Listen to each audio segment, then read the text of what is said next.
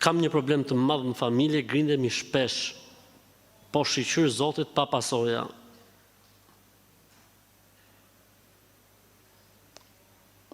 Jo gjithmonë grindja në familje do të thotë se duhet të ketë patjetër diçka.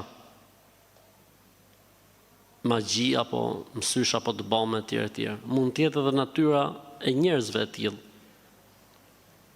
Po pse e bëjnë një rukje familjare, nuk bëjnë keq. Pse e bëjnë një rukje si familje, nuk bëjnë keq.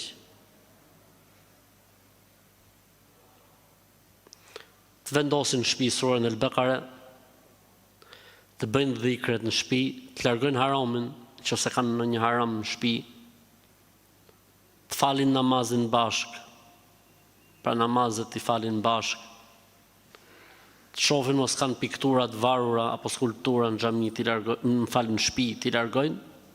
Të gjitha këto inshallah ta ndikojnë në përmirësimin e situatës.